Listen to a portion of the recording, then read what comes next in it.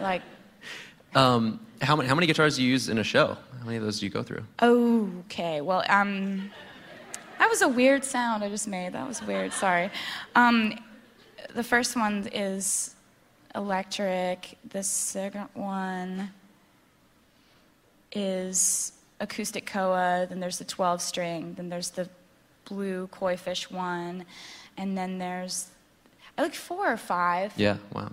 And then there's a ukulele and a banjo. Of course, and banjo. a piano. Yeah. Obviously, you're on tour a lot, and that's where you spend a lot of your time. But there were a lot of questions about what you do when you're not performing and you're in between gigs, besides writing songs like you do. And so, I guess first question: are there any movies that you like to watch while you're on tour? I watch a lot of TV, like a lot of TV. And my favorites are like the crime shows, where it starts out and, you can't miss the first scene or else you miss like the discovery of this crime scene. And then, the like twists and turns of it all. I love CSI, Law and Order SVU, Without a Trace, NCIS, Lock Up Raw. Like, wow. I just am really afraid of getting in trouble. You have no idea. All right, so that's who watched his Lockup. It's Taylor Swift, actually. Yeah. That's awesome. Oh, no. But also, one of the questions that we got was about what books that you read in your free time. Oh, mostly history. I'm obsessed with other time periods, and I'm always looking up museums or like the Historical Society or like historical landmarks that we can go to in a particular city where we are. And recently I've been reading a lot of books on like John Adams and Abraham Lincoln, and I read this like 750-page book called The Kennedy Women, and it dates back to like the lineage of the first Kennedy woman who came across from Ireland on the boat in like the 1860s, and it's just this crazy, interesting read. So that's what I've been reading lately. I'm sort of obsessed with history. Yeah. Well, let's talk about books for a second. One of the questions that we got actually from one of the future Googlers in the audience was that about how you wrote a novel when you were 11 years old. I was 14. No, wait. You were younger? I was like 13, I think. 13? Yeah, but I did. I have a lot of different epiphanies. I always have different ideas as to like, ooh, this would be a good idea. And one summer I was at the shore. We used to spend our summers in Stone Harbor, New Jersey, and all my friends were back in Pennsylvania, and so I had nothing to do. And so I had this epiphany: I'm going to be a novelist, and I'm going to write novels, and that's going to be my career path. So I would write different chapters of this book and send them back to my friends, and I'd write them into the book under different names, but totally describe their personalities. And it was a really fun way to spend the summer. And my parents were so frustrated because I would never go outside. I'd just be like locked in this little study with my computer. But I've always been a writer first. It's my favorite thing, is how you can convey a thought or a story or completely describe a character or a situation through words, and the right combination of words, and the whole process of editing and re-editing and rethinking and imagining, and you get these little mini just epiphany ideas that come to you. And I think that that's what I loved about writing the novel, and it's what I love about poetry, and it's what I love about songwriting. Yeah. While we're on this topic of things you do while you're on tour and stuff, we had a lot of questions about what it is that you like to do when you're on tour and you're not performing. Is there any other things that you like to spend your time doing? What I love to do? I watch a lot of TV. Right.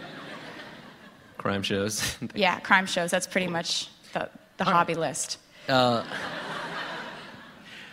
So we have another question from a Googler here. It says, as a father of a teenage daughter, it's great to see that solid songwriting and hard work can get recognized. Do you have any advice for young aspiring musicians?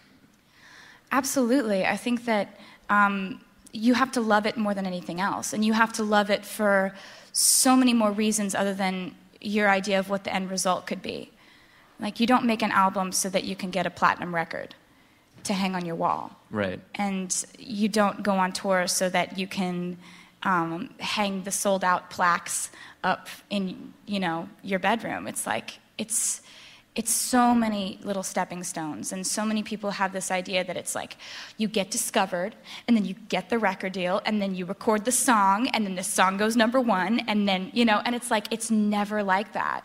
Like, very rarely is it like one thing leads to another, which leads to another end result. It's so many dead ends and switching directions and going back and replanning and rethinking, and so many interviews and strategy meetings and management meetings and PR meetings, and so many things that are so outside of music that you have to love music so much that just your hour and a half to 2 hours on stage every night is worth everything else that you're going to go through.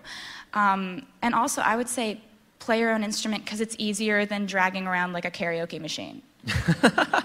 You know, like when you're starting out, you have to provide your own background music, and it's just so much easier to play your own instrument. Okay, cool. All right, so we have one last question. This is a video question, another video question, and it comes from Chicago, Illinois. It's a little bit different than some of the questions we've been talking about. So let's roll that. Hey Taylor, it's Nick. I have a question for you. What does being beautiful mean to you? I mean, define your definition of beauty. What beauty means in your eyes, and why? Oh, I love him. I think for me, beauty is sincerity. I think that there are so many different ways that someone can be beautiful. You know, someone's so funny that it makes them beautiful no matter how they look, because they're sincere in it. Or somebody's like really emotional and like moody and thoughtful and stoic, but that makes them beautiful because that's sincerely who they are. Or you look out into the crowd and you see someone so happy that they're smiling from ear to ear, and that sincerity comes through. I think that's what makes somebody beautiful. And I've never felt like there's just one way to be beautiful, you know, tall or short, straight hair or curly, or whatever. Some people have their definitions of their types. You know, for me, I think that when I meet someone and there's that magical thing about them that makes them unforgettable, it's that they're sincere and honest in whoever they are.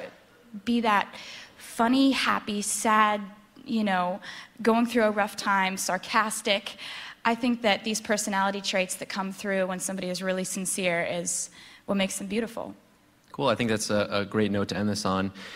Since this is a YouTube interview, there's this sort of a tradition that we have that where are they? Oh, there they are. So it's honorary for me to give you a pair of the YouTube tube socks. Thank you.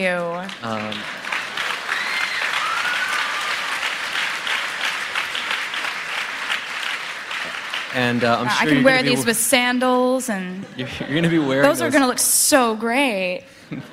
They'll be really great for you on tour. Now, we actually, we handed out some tube socks to people that were coming in. Who got tube socks here?